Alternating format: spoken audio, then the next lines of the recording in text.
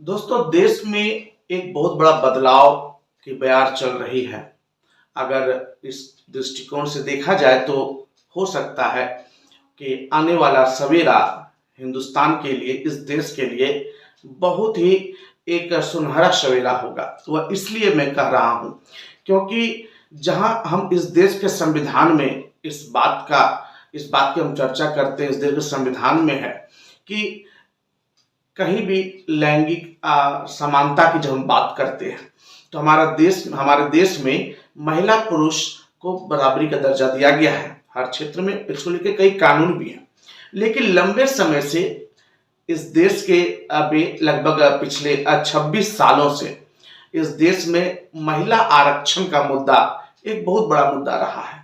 सरकारें कई आई, सरकारें कई गई, लंबे समय तक कांग्रेस का शासन रहा और भी अन्य दलों का शासन रहा। महिला आरक्षण बहुत बड़ा एक विषय रहा जिसको लेकर के देश में मांग उठती रही कि देश की राजनीति में, लोकसभा में, राज्यसभा में, संसद भवन में और अन्य राज्यों के विधानसभाओं में, विधान परिषद जहां पे, वहां महिलाओं को कम से कम 33% आरक्षण मिले।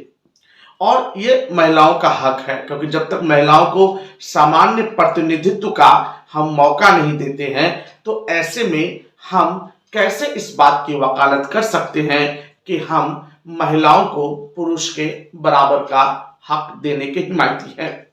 और इस चीज को लेकर के अगर आप देखेंगे कि एक ऐतिहासिक फैसला मोदी सरकार ने लिया, कैबिनेट में पास किया इस बिल को, और उसके बाद जाकर के लोकसभा में बुधवार को यानी कल इस बिल को जो लोकसभा में कानून मंत्री अर्जुन राम मेघवाल ने इस महिला आरक्षण विधेयक को लाया और इस विधेयक को 2/3 बहुमत से जो है पास किया गया। समर्थन मिला, समर्थन में कुल 454 वोट पड़े। 454 सांसद ने इस बिल के समर्थन में मतदान किया। वहीं 2 सांसदों ने इस बिल का विरोध किया। विरोध करने के पीछे उनका कारण है। उसके बाद यह लोकसभा से यह पारित होकर के आज राज्यसभा में इस बिल के ऊपर चर्चा हो रही है।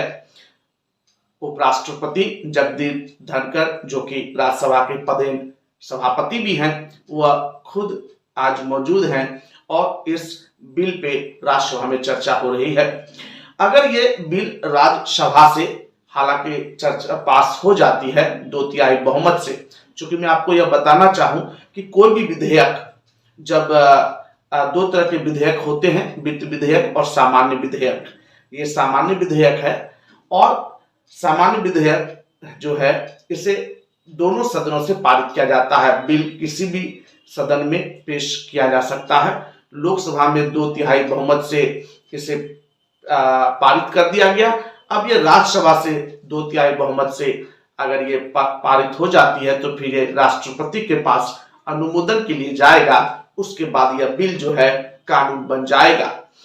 अब ये आगे अभी कहां तक जा पाता है, इसके पीछे क्या मंशा है। अगर यह बिल भाजपा के शासनकाल में, मोदी सरकार के शासनकाल में अगर यह बिल पास हो जाता है, हालांकि मैं आपको यह बताऊं कि इस बिल में प्रतिशत की चर्चा नहीं है अभी तक। इस बिल महिला आरक्षण बिल पेश किया गया है, कितना प्रतिशत आरक्षण, चूंकि 33% आरक्षण की हमेशा से मांग रही है, क्या 33% आरक्षण मिल पाएगा या फिर 1/4 मिल पाएगा, क्या रंग रूप रहेगा, इस पे अभी जानकारी उपलब्ध नहीं है। लेकिन अगर यह बिल पास हो जाता है तो निश्चित रूप से 2024 के लोकसभा चुनाव का इसे भाजपा का मास्टर स्ट्रोक माना जा सकता है, क्योंकि देश की आधी आबादी को अपने तरफ करने के लिए इससे बड़ा जो है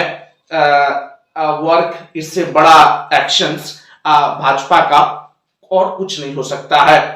अगर ये बिल पास हो जाती है, कानून का रूप धारण कर लेता है, तो इसका बहुत बड़ा लाभ लोकसभा चुनाव में भारतीय जनता पार्टी को होने वाला है।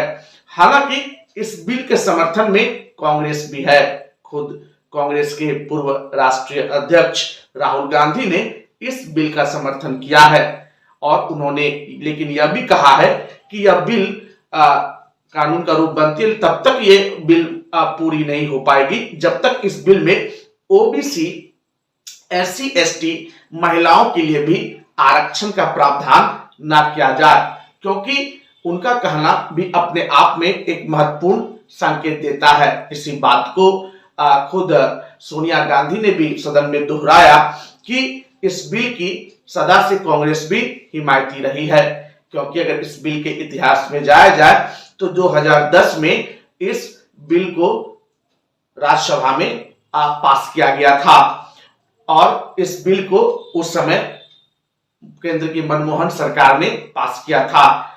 इस बिल के जो रूप रंग है जिसमें कि ओबीसी महिलाओं को भी आरक्षण मिले, एससी एसटी महिलाओं को भी आरक्षण मिले, सिर्फ महिला आरक्षण बिल अगर पास कर दिया जाएगा और इसमें ओबीसी, एससी एसटी वर्ग की महिलाओं को अगर आरक्षण नहीं मिलेगा तो ऐसे में संभव है कि समाज के अभिजात वर्ग के लोग, समाज के धनाढ़ वर्ग के लोग, समाज के उच्च वर्ग के लोग, उच्च जाति के लोग ही धन बल के दम पर वह 33% जो भी सीट का प्रतिशत मिलता है आरक्षण में उस पर वो कब्जा कर सकते हैं। तो ऐसे में समाज की जो ओबीसी वर्ग की महिलाएं हैं, एससी एसटी वर्ग की महिलाएं हैं, उनको महिलाओं का प्रतिनिधित्व करने वाला कोई महिला प्रतिनिधि नहीं मिल पाएगा। तो ये चिंता विपक्ष की जायज है। यहां तक कि खुद राहुल गांधी ने इस बात को कहा कि यूपीए सरकार में जो जातीय जनगणना हुई थी, अगर सरकार चाहे तो इस बिल को बेहतर बनाने के लिए उस जातीय जनगणना का जो आंकड़े जारी किए गए थे उसका वो सपोर्ट ले सकती है, लेकिन अभी तक इस पर कहीं कुछ बातें उभर करके सामने नहीं आई है। तो ये बिल जो है कई मायनों में महत्वपूर्ण है और अब ये बिल जो है आज राज्यसभा में इस पे चर्चा चल रही है।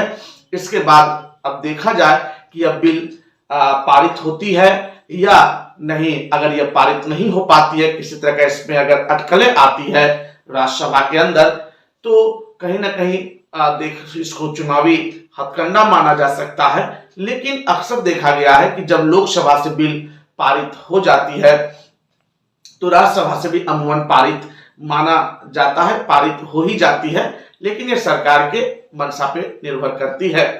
इस बिल के कई मायने हैं।